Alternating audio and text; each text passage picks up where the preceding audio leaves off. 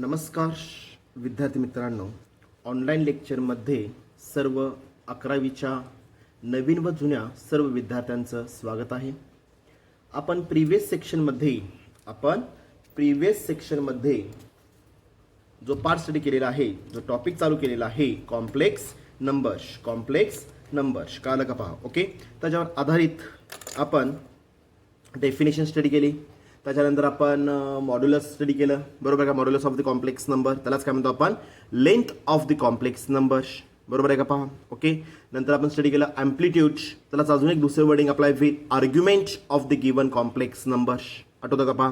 Tan of theta is equal to b divided by a, imaginary part divided by काय sir इथं real part, imaginary part of the real number, real part of the imaginary number divided by purely real numbers, कळालं का पहा. Okay, त्याच्यानंतर आपण study केलेला आहे, त्याच्यानंतर आपण जो पार्ट स्टडी केला तो algebra of the complex numbers, आठवतं का पहा. मग त्याच्यामध्ये आपण 4 टाईपचे अल्जेब्रा स्टडी केलेले आहेत, ॲडिशन, सबट्रॅक्शन, मल्टिप्लिकेशन आणि डिव्हिजन, आणि कुठलं रेफर केलेलं आपण डिव्हिजन, कळालं का पहा. ओके, ॲडिशन सबट्रॅक्शन नॉर्मल आहे. ओके, ॲडिशन असू दे किंवा सबट्रॅक्शन असू दे. ओके, मग 2 कॉम्प्लेक्स नंबर्स असू देत किंवा अनेक कॉम्प्लेक्स नंबर्स असू देत, म्हणजे 2 or more complex numbers if we added or subtract, कसं करतो आपण, is carried out by element to element काय अप्लाय होईल, रिअल टू रिअल पार्ट आणि इमॅजिनरी टू इमॅजिनरी पार्ट, काय करतो आपण ॲडिशन सबट्रॅक्शन मध्ये रेफर करणार आहात. ओके, आता जर ह्या 4 अल्जेब्राजमध्ये जर तुम्ही पाहिलात, ॲडिशन असू दे, सबट्रॅक्शन असू दे किंवा मल्टिप्लिकेशन असू दे किंवा काय असू दे डिव्हिजन असू दे. ओके, तर बेसिकली आपण रेफर काय करतो इथं, ॲडिशन सबट्रॅक्शनच पुढच्या 2 अल्जेब्राजमध्ये सुद्धा मला यूज करायचं आहे पहा. ओके, मल्टिप्लिकेशनमध्ये काय केलेलं होतं आपण, 2 फॅक्टरचं जसं मल्टिप्लिकेशन आपण 7वी 8वी 9वी 10वी मध्ये स्टडी केलेलं आहे. सेम फॉर्मॅट कळलं का पहा. ओके, सेम फॉर्मॅट आपण काय स्टडी केलेलं इथं 2 कॉम्प्लेक्स नंबरमध्ये मल्टिप्लिकेशन जर असेल तर पहिल्या कॉम्प्लेक्स नंबरनं दुसऱ्या कॉम्प्लेक्स नंबरला काय केलेलं आपण मल्टिप्लाय केलेलं आहे पहा, बरोबर आहे का पहा. ओके, त्याच्यानंतर आपण 4 स्टँडर्ड व्हॅल्यूज आयडेंटिफाय केलेल्या होत्या. ओके, आयची व्हॅल्यू किती असणार आहे, स्क्वेअर रूट ऑफ -1, आयची किंमत किती असणार इथं, स्क्वेअर रूट ऑफ -1 आहे. ओके, तर मला आय स्क्वेअर जर मी रेफर केलं तर स्क्वेअर रूटचा स्क्वेअर गेट कॅन्सल होतो, बरोबर आहे का पहा. म्हणजे आय स्क्वेअरची व्हॅल्यू किती आली इथं -1. आय क्यूबची व्हॅल्यू मी रेफर करणार आहे रूल्स ऑफ द इंडायसेसचा वापर करून आपण प्रूफ केलेला आहे किंवा कॅल्क्युलेट केलेला आहे पहा विद्यार्थी मित्रांनो. आय क्यूबची व्हॅल्यू किती असणार इथं -i मध्ये रेफर होईल पहा, -i मध्ये. ओके, आणि आय रेस टू 4 ची व्हॅल्यू मी दोन्ही रिझन्स इथं वापरू शकतो विद्यार्थी मित्रांनो. घातांकाचा घातांक जर दिलेला असेल तर घातांकाचा काय होतो इथं गुणाकार. 4 मी रिप्लेस केलं 2 2s are, बरोबर आहे का पहा, 2 2s are value 4. Okay, A race to M N चा रूल काय सांगतो आपल्याला, A race to M race to power N, म्हणजे आय स्क्वेअरचा स्क्वेअर म्हणजे काय आपल्याला आय रेस टू 4 रेफर होणार आहे. आय स्क्वेअरची व्हॅल्यू आपण मगाशीच काढलेली आहे, किती असणार आहे व्हॅल्यू, -1चा स्क्वेअर, कुठल्याही निगेटिव्ह संख्येचा square it is always positive. Value काय झाली तर मग 1चा स्क्वेअर व्हॅल्यू 1 मध्ये आपल्याला पहा. म्हणजे मी 4 व्हॅल्यूज आयडेंटिफाय करून घेतल्या. कुठल्या 4 values, i is equal to square root of -1, i square is equal to -1, i cube is equal to -i आणि आय रेस टू 4 किती रेफर केला आपण, एक्झॅक्टली इक्वल टू 1. ओके, ह्या 4 व्हॅल्यूजचे तुम्हाला इथं 2 पार्ट पाहिजेतच आहेत पहा. ओके, मल्टिपलमध्ये मला आय स्क्वेअरची टर्म येणार आहे आणि आय स्क्वेअर म्हणजे काय असणार विद्यार्थी मित्रांनो इथं -1 म्हणजे imaginary part convert to apply will real पार्टमध्ये कन्वर्ट होणार आहे पहा. समजलं व्यवस्थित. ओके, आपण नॉर्मल काय केलं तेव्हा मल्टिप्लिकेशन करून परत ॲडिशन सबट्रॅक्शनचा वापर करून मला मिळणारा result it is also a काय अप्लाय व्हील कॉम्प्लेक्स नंबरच मिळणार आहे पहा. समजलं.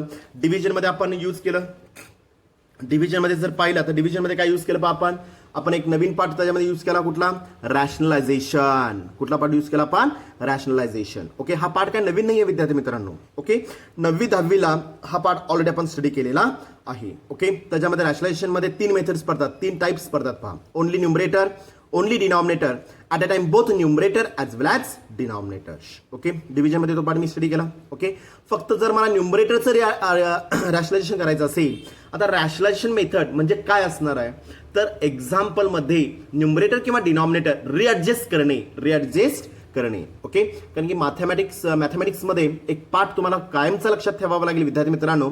मॅथमॅटिक्समध्ये तुम्ही रिॲडजस्टमेंट जी कराल, मॅथमॅटिक्समध्ये जी तुम्ही स्टेपमध्ये जी रिॲडजस्टमेंट तुम्ही कराल त्या स्टेपमुळं बेसिक एक्झाम्पलमध्ये कुठल्याही प्रकारचे चेंजेस होता कामा नये. कळालं का पहा? ओके, जर चेंजेस होत असतील तर डेफिनेटली घेतलेली रिॲडजस्टमेंट ही काय आपल्याला इथं फॉल्स म्हणजे काय असणार इथं चुकीची असणार आहे. पहा समजलं व्यवस्थित? ओके, मी आता न्यूमरेटरची रिॲडजस्टमेंट करायची असेल तर रॅशनल फॅक्टर काय अप्लाय करतो आपण?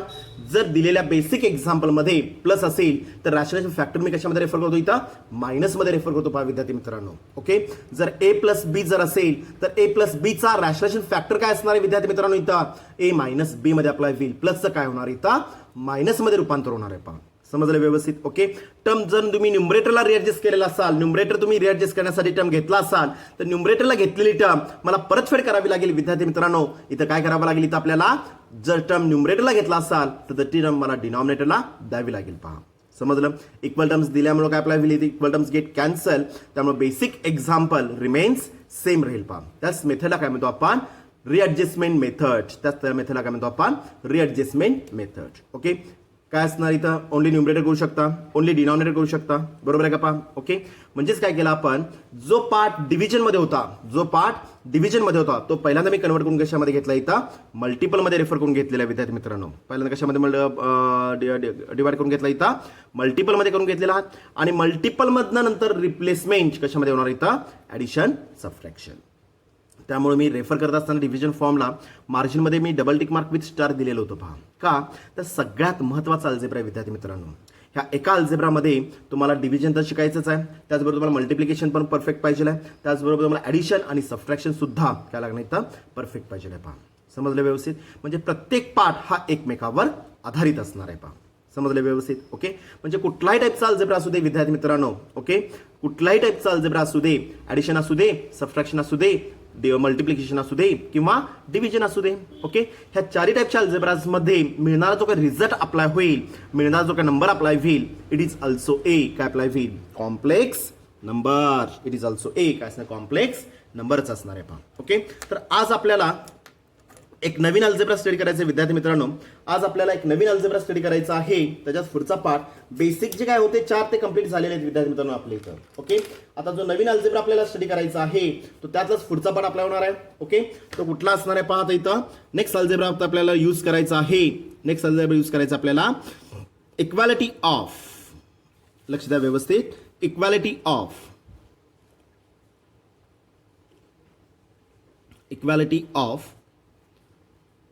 two complex numbers.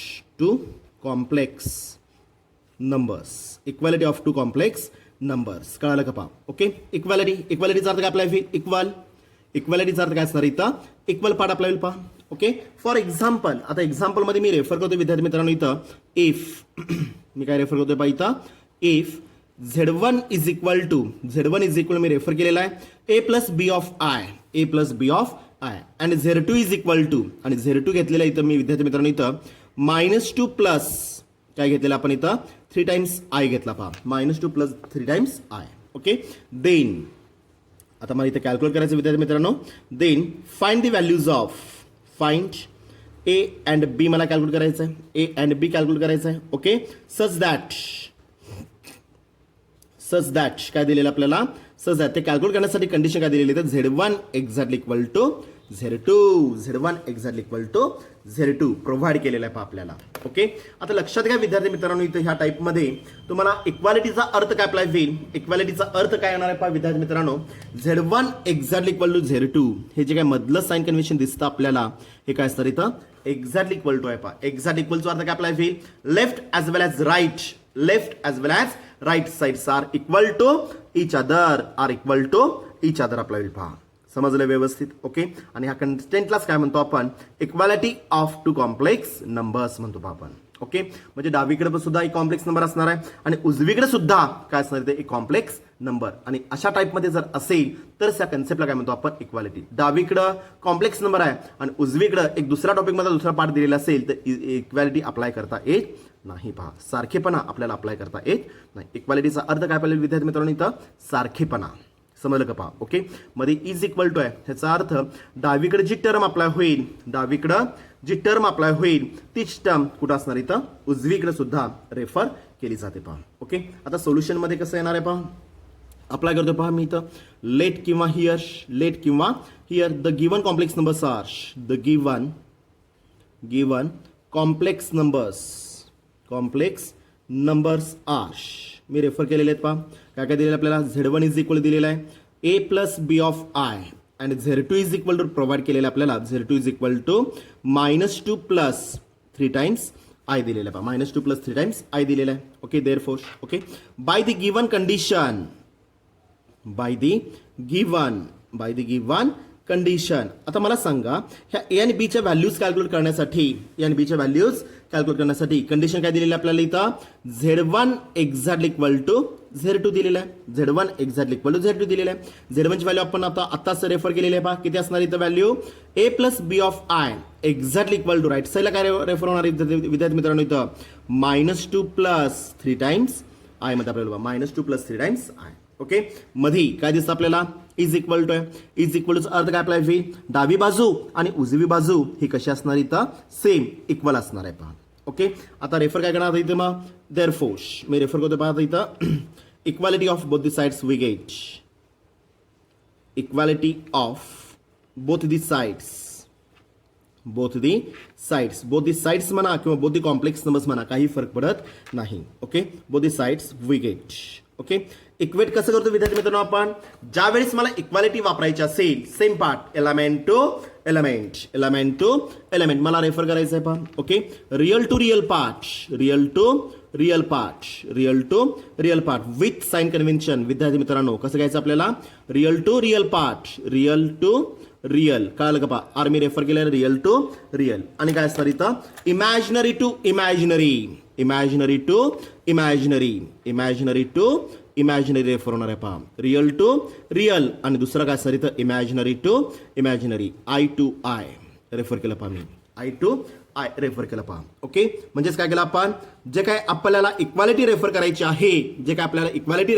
आहे ते रियल टू रियल आणि इमॅजिनरी टू इमॅजिनरी समजलं का पहा ओके तर मी इथं रेफर काय करणार इथं जे काय इक्वालिटी रेफर होणार आहे दॅट इज मी इथं रेफर करतो पहा inside the bracket that is equality of two complex numbers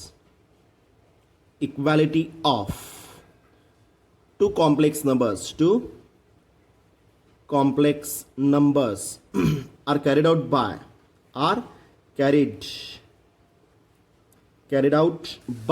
कशाचा वापर केलेला आपण carried out by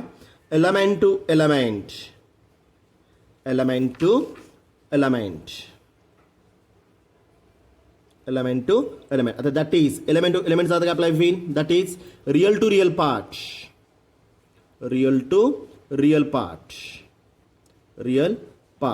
and काय सर इथं imaginary to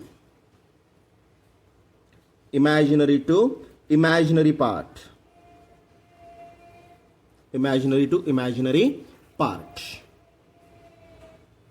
part of the complex numbers okay equality कशी करतो आपण रियल टू रियल आणि imaginary to imaginary that is मी मेन्शन केलं पहा ओके वरती मी ऑलरेडी कशामध्ये दाखवलेलं इथं ग्राफिक्स मध्ये दाखवलेलं आहे पहा real to real imaginary to imaginary red real to real आणि ब्लॅक इमॅजिनरी टू इमॅजिनरी तेच आता मी इनसाइड द ब्रॅकेट नोटमध्ये रेफर केलं पहा equality of both the sides we get refer केल्यानंतर कसं इक्वालिटी करतो आपण equality of two complex numbers are carried out by element to element आता एलिमेंट टू एलिमेंटचा अर्थ काय अप्लाय होईल that is real to real part and imaginary to imaginary part of the complex number okay apply करा काय काय येणार पाहता इथं देअरफोर जो रेडने मी कव्हर केलेला तो रेडने कव्हर करतो पहा देअरफोर रियल टू रियल काय नाही व्हॅल्यू मग डावीकडं ए एक्झॅक्टली उजवीकडं विथ साइन कन्व्हेन्शन -2 ए ची व्हॅल्यू किती आली इथं -2 and imaginary to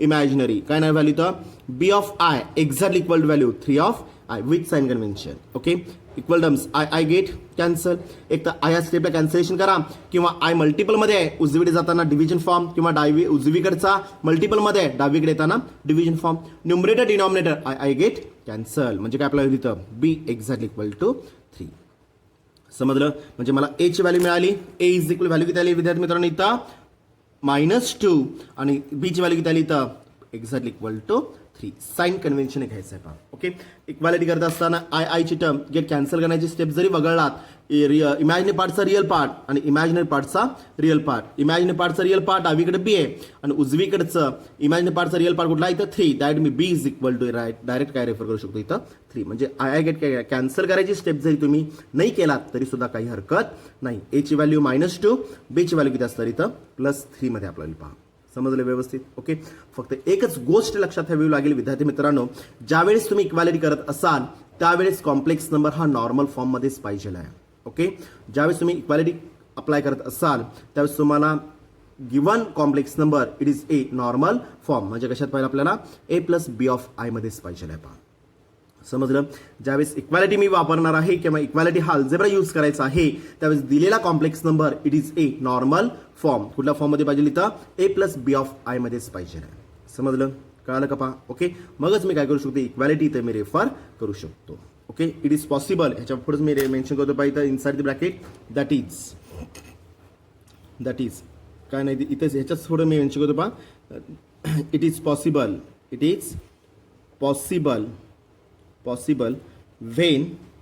when the given complex numbers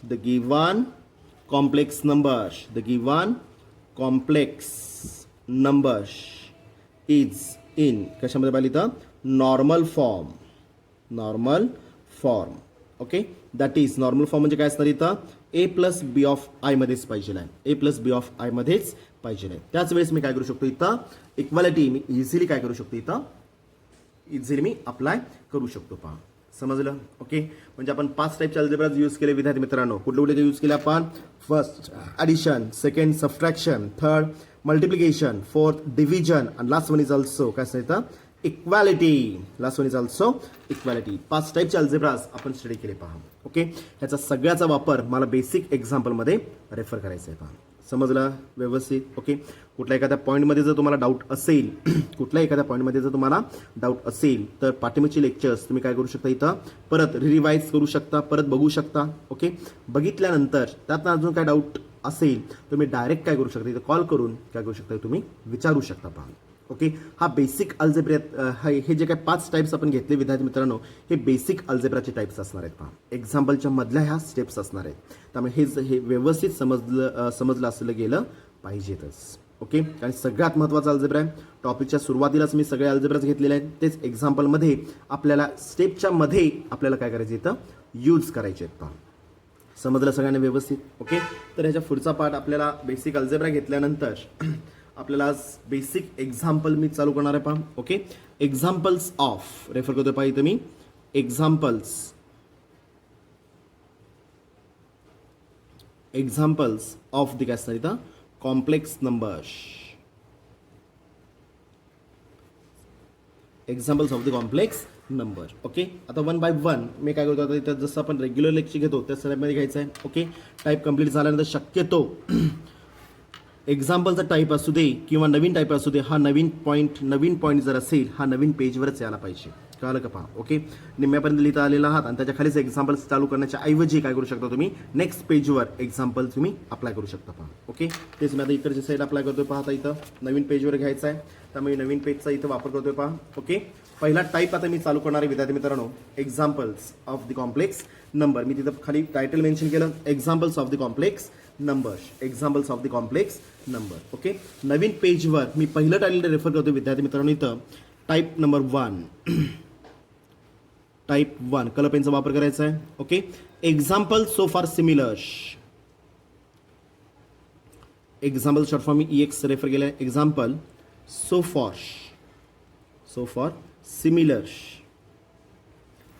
similar on काय असणार इथं नॉर्मल मेथड मी फॉलो करतोय. ओके, एक्झाम्पल सो फार similar on normal method. Okay, inside bracket कुठला अल्जेब्रा असणार इथं अल्जेब्रा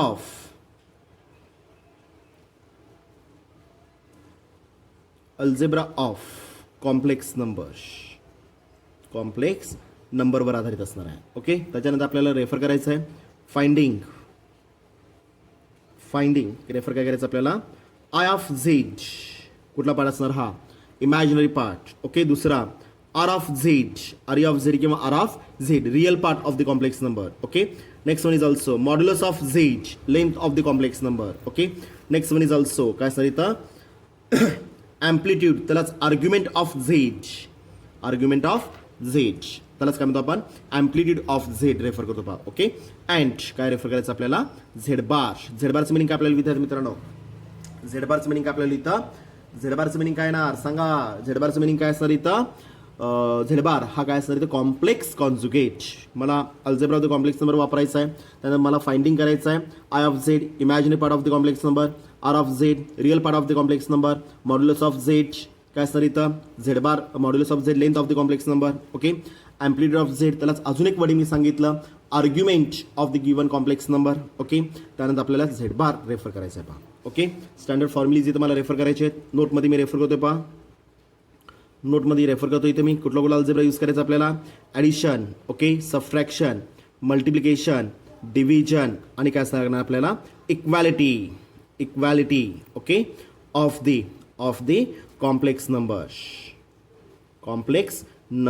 ओके, त्याचबरोबर अजून मला बेसिक फॉर्म्युलीज लागणार आहेत. कुठल्या फॉर्म्युलीज लागणार इथं आर ऑफ झेड म्हणजे काय असणार इथं, आय ऑफ झेड म्हणजे काय असणार इथं व्हॅल्यू, बीची व्हॅल्यू अप्लाय होईल पहा. ओके, गिवन कॉम्प्लेक्स नंबर जर तुम्हाला a plus b of i मध्ये जर दिलेला असेल तर I of Z is equal to काय असणार इथं बी, आर ऑफ झेड म्हणजे काय असणार इथं रिअल पार्ट ए मध्ये अप्लाय होईल. ओके, त्याचबरोबर आपल्याला मॉड्युलस ऑफ झेडचा एक फॉर्म्युला यूज करायचा आहे, स्क्वेअर रूट ऑफ व्हॅल्यू काय अप्लाय होईल A square plus B square, square root of A square plus B square. Okay, amplitude of MP of Z, amplitude of Z is equal काय असणार इथं value tan of theta is equal value काय असणार इथं B divided by A, exactly equal to theta is equal to काय असणार value इथं tan inverse of, tan पलीकडे जाताना काय असणार tan inverse of B divided by A मध्ये आपल्याला पहा B divided by A. Okay, आणि लास्ट वन इज ऑल्सो जर मला झेड बार जर कॅल्क्युलेट करायचं असेल तर रिअल प्लस इमॅजिनरी, रिअल आणि इमॅजिनरी ह्या दोघांच्या मधलं साइन कन्व्हेन्शन, रिअल आणि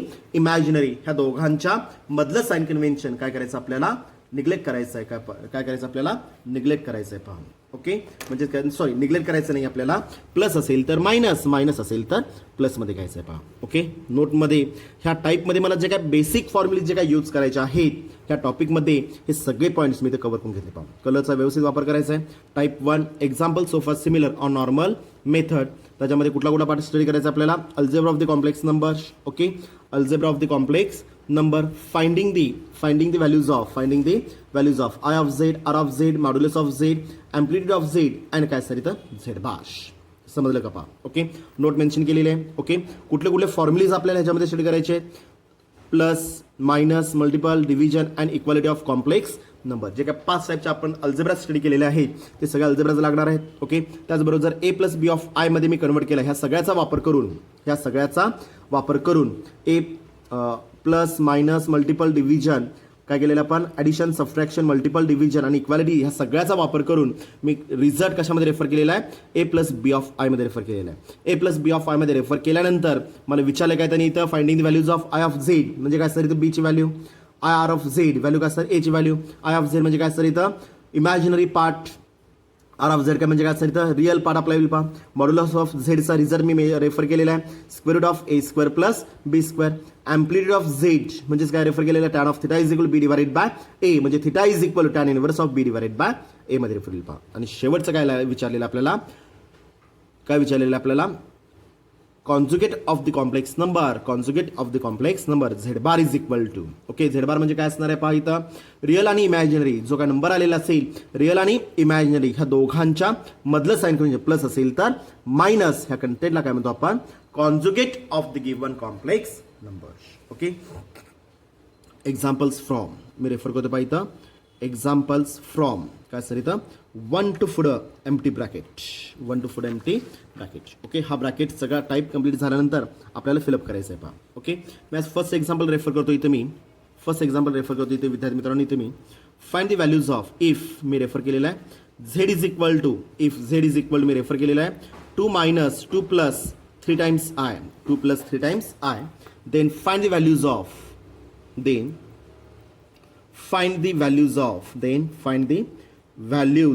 of रेफर केलेलं इथे मी then find the values of first कुठलं काढायचं first I of Z second, R of Z third refer करायचं आहे modulus of Z. Okay, fourth refer करायचं आपल्याला amplitude of Z, AMP of Z. And fifth one is also काय असणार इथं Z bar. Fifth one is also Z bar. Question कळालं का पहा. Okay, if Z is equal to तुम्हाला दिलेलं आहे 2 + 3 of i नॉर्मल फॉर्ममध्ये दिलेलं आहे. Okay, then find the values of I of Z, R of Z, modulus of Z and amplitude of Z. आणि पाचवं काय विचारलेलं आपल्याला आर्ग्युमेंट, सॉरी काय विचारलेलं आपल्याला पाचवं conjugate of the given complex numbers. Okay, तर सगळ्यात सुरुवातीला काय असणार इथं दिलेला जो कॉम्प्लेक्स नंबर असेल हा मला नॉर्मल फॉर्ममध्ये पाहिजे आहे. Let the given complex number is, let the given complex number is काय दिलेलं आहे पहा Z is equal to value काय दिलेलं आहे आपल्याला 2 + 3 times i दिलेलं आहे पहा. ओके, पहिल्यांदा एक गोष्ट लक्षात घ्या विद्यार्थी मित्रांनो, इथं दिलेला जो काही कॉम्प्लेक्स नंबर असेल हा मला नॉर्मल फॉर्ममध्ये पाहिजे आहे. ओके, आता ऑलरेडी पहिलं एक्झाम्पल आहे त्यामुळे मी दिलेलं एक्झाम्पल हे कुठल्या फॉर्ममध्ये असतं इथं नॉर्मल फॉर्ममध्येच घेतलेलं आहे पहा 2 + 3 times i. ओके, इथं जर 2 टाईप ॲडिशन असेल, मल्टिपल असेल, सबट्रॅक्शन असेल, त्याचबरोबर डिव्हिजन जर असेल तर पहिल्यांदा काय करावं लागेल ॲडिशन, सबट्रॅक्शन, मल्टिपल, डिव्हिजन हा सगळा अल्जेब्रा वापरून तो कन्वर्ट कशामध्ये करायचा आहे a + b of i मध्ये कन्वर्ट करून घ्यायचा आहे आणि त्याच्यानंतरच मग बेसिक एक्झाम्पल स्टार्ट होईल पहा. ओके, फर्स्ट एक्झाम्पल आहे सिंगल टिक मार्क पडतोय only for calculation, only for CAL म्हणजे काय असतं कॅल्क्युलेशनसाठी मी सिंगल टिक मार्क केलेलं आहे पहा. Okay, the given complex number is Z is equal to 2 + 3 times i मध्ये रेफर केला आपण. ओके, म्हणजे दिलेलं एक्झाम्पल कशामध्ये नॉर्मल फॉर्ममध्ये. ओके, नॉर्मल फॉर्ममध्ये जर असेल तर मला रिक्वायरमेंट कशाची असतं इथं आय ऑफ झेड असू दे, आर ऑफ झेड असू दे, मॉड्युलस ऑफ झेड असू दे किंवा एम्प्लिट्यूड असू दे किंवा झेड बार असू दे पहा. ओके, आपल्याला सगळ्यात महत्त्वाची स्टेप काय असतं इथं ए आणि बीच्या व्हॅल्यूज. त्यामुळे काय करणार इथं मी कम्पेअर रेफर काय करतो पहा इथं मी compare this numbers compare this complex numbers okay with standard formula मला कंपेअर करायचं. स्टँडर्ड फॉर्म काय असणार इथं झेड इज इक्वल व्हॅल्यू काय असणार इथं a + b of i. Z is equal काय असणार a + b of i मध्ये आपल्याला पहा. Okay, compare this complex numbers with काय केलेलं आपण Z is a + b of i. Standard फॉर्मला me compare करून घेणार आहे. ओके, कंपेअर करत असताना काय करतो आपण सेम पार्ट काय असतं ते रिअल टू रिअल अंडरलाईन केलेलं पहा रिअल टू रिअल आणि imaginary part to imaginary part double लाईन्समध्ये मी इमॅजिनरी पार्ट रेफर केलेलं आहे पहा. ओके, म्हणजे मला एच व्हॅल्यू किती मिळाली विद्यार्थी मित्रांनो कंपेअर केल्यानंतर therefore a is equal value 2 and b is equal value किती असणार इथं b is equal with sign convention value काय घेणार इथं मी कळालं का पहा. Okay, imaginary part of the complex number मी रेफर केलं म्हणजे 3 times i is equal b times i आपल्याला i गेट कॅन्सल म्हणजे b इज इक्वल व्हॅल्यू किती असणार इथं 3. ओके, म्हणजे माझी बेसिक रिक्वायरमेंट कंप्लीट झाली विद्यार्थी मित्रांनो.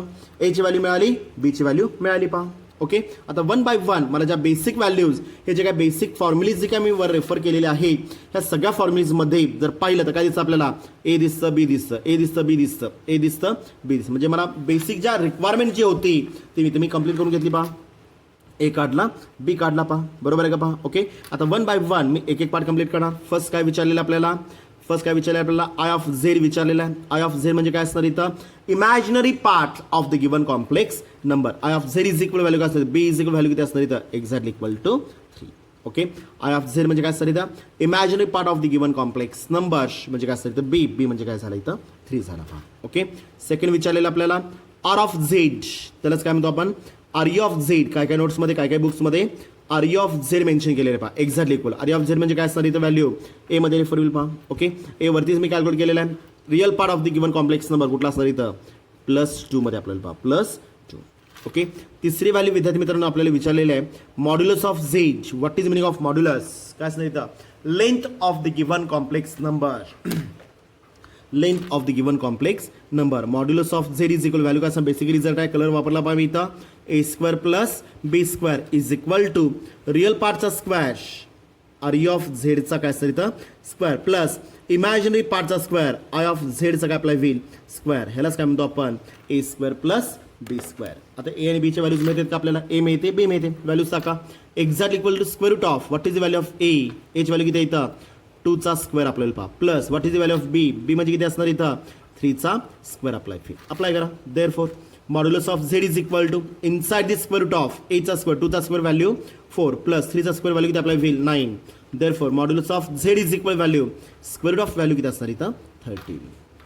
Modulus of Z is equal किती असणार स्क्वेअर रूट ऑफ 13 आपल्याला. Length of the given complex number मी इझिली रिकॅल्क्युलेट करू शकतो. फक्त रिझल्टमध्ये मला काय करायचं विद्यार्थी मित्रांनो इथं व्हॅल्यूज रिसब्स्टिट्यूट करायचे आहेत. पहा समजलं. ओके, हे कधी पॉसिबल असणार आहे जर तुम्हाला square of A square plus B square modulus of Z is equal to square of A square plus B square ही जे टर्म किंवा हा जर फॉर्म्युला माहित असेल तरच मी काय करू शकतो इथं इझिली कॅल्क्युलेट करू शकतो. आणि त्याच्या अगोदर mod of Z modulus of Z mod of Z म्हणजे काय असणार आहे मॉड्युलस हे पहिल्यांदा आपल्याला माहित पाहिजे. पहा समजलं व्यवस्थित. ओके, चौथी व्हॅल्यू कुठली विचारलेली पहा आपल्याला. फोर्थ व्हॅल्यू काय विचारलेली आपल्याला amplitude of Z.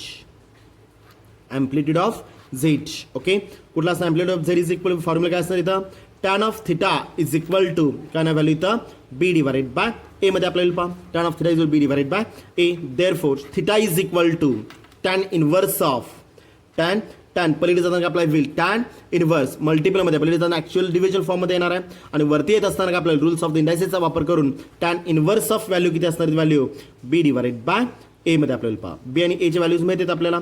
Theta is equal to tan inverse of value काय आपल्याला बीची व्हॅल्यू किती येतं 3 divided by 2. It is not a standard value त्यामुळे आन्सर ॲज इट इज ठेवणार आहे. पहा ओके, टॅनच्या कुठल्या कुठल्या व्हॅल्यू स्टँडर्ड असणार आहेत विद्यार्थी मित्रांनो इथं टॅनच्या कुठल्या कुठल्या व्हॅल्यू स्टँडर्ड आहेत जर टॅन इनव्हर्स